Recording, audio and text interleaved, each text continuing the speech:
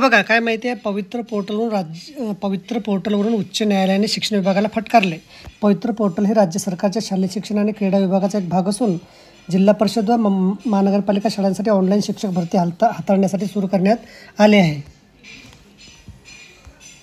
योग्य प्रकारे कार्यान्वित नसलेल्या राज्य सरकारच्या पवित्र पोर्टलऐवजी थेट शिक्षण संस्थांनी केलेल्या शिक्षकाच्या नियुक्त्या रद्द करण्यावरून उच्च न्यायालयाने शनिवारी राज्याच्या शिक्षण विभागाला फटकारले।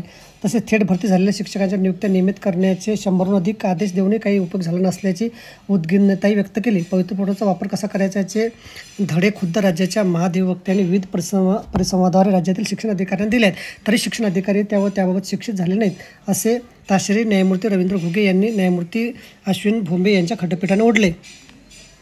शिक्षकांच्या नियुक्त्यांना मान्यता देण्यास नकार देणाऱ्या शिक्षण अधिकाऱ्यांचा आदेश रद्द करण्याच्या मागणीसाठी एक शिक्षकाने 2 संस्थांनी स्वतंत्र याचिका केल्या आहेत। पवित्र पोर्टल राज्य सरकारचे शालेय शिक्षण आणि क्रीडा विभागाचा एक भाग असून जिल्हा परिषद व महानगरपालिका शाळांसाठी ऑनलाईन शिक्षक भरती हाताळण्यासाठी सुरू करण्यात आले। तथापि हे पोर्टल योग्य प्रकारे कार्यान्वित नाही, तरी त्याद्वारे नियुक्ती केली नसल्याचे कारण देऊन शिक्षण अधिकाऱ्याकडून शिक्षकांच्या नियुक्तीला मान्यता दिली जात नसल्याचा आरोप याचिकेमध्ये करण्यात आला आहे। तर बघा, अशा प्रकारे अत्यंत महत्त्वाची माहिती आपल्याला समजली असेल। व्हिडिओ सुद्धा आवडला असेल लाईक करा, शेअर करायला विसरू नका। धन्यवाद।